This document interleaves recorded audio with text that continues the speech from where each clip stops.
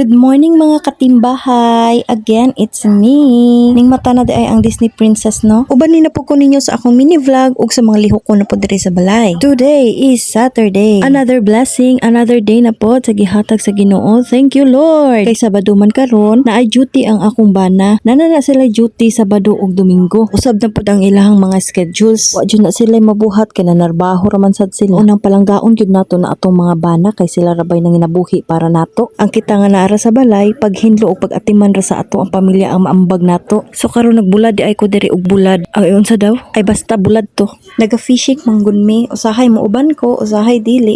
Mao na akong bana kugihan kay na siya mangisda. Kay og naa siya makuha nga mga ginagmay mo nang himuon na niya og bulad. So before di ay ta magsugod og binakbakan diri sa balay, atimanon sa nato ni atong dagway kay murag hangga naman sa taan balik. Dili ni siya sponsored ha, pero ang akong gigamit kay Beauty Vault ni Maymay. Dati mao ni akong ginagamit, mao nang niagi pud ni akong naong og hamis. Murag 5 months ago naman ata ko wala nag-apply. Uy, kapuyan naman gukuan nang mag-apply. Magnudod-nudnod sa naong hago ra. Isa pa may pagwapahan nato nga gwapa naman tas mata sa tumbana. Da merese. Ug wa mo gwapahin ako, problema ra na ninyo. Bitaw oy, pag human na nato og sabon, nag-apply na ta aning toner. Pag human og toner, sunscreen na pod. Di jud nato magbutang og sunscreen kay perte bayang inita arong panahon na. Kamilasma oroy ta simba ko. Kada buntag pag mata nako, ang unahon sa jud nako hinlo kay ang diri sa gawas. Mao may una makita aron dili ta masawayan ba. Pero kabalo mo, mas nindot jud ning magbukod mog sarili sa imong asawa. Kay anytime og unsay gusto ninyo, mabuhat ninyo. Pero ako bisan pag walay magbantay, manghinlo jud ko gihapon kay di jud na pwede sa ako ag jud.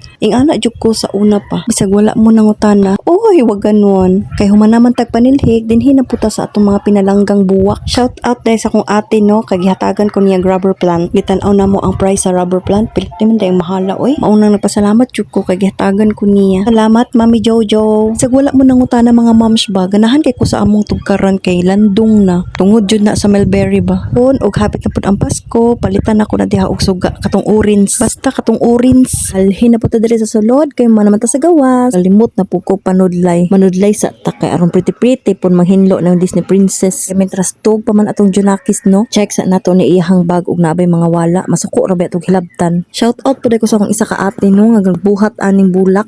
Thank you Mama Mimi, talented kay na siya kay mao na siya ang nagtudlo sa kuha unsaon magansilyo. Ako kabalo masad ko magansilyo bisag wa mo nangutana. Huy, bitaw oy, banatan sa nato ni direk panghinlo kay mintras tug pa man atong Junakis. Mao jud ni among routine everyday. Akong anak tigbungkag, ako tighinlo, baus lang. Family goals ba? O di ba unique? Sobraan ka unique, mahimo ang dragon ani. So i-flex lang na ako akong gigansilyo no. Actually, mala na ni siya. Ang mga gaway-gaway na lang ang wala pa nako makuha. Mao man guni siya ang trendy short sa TikTok. Nya kay wala man ta ika-afford ana.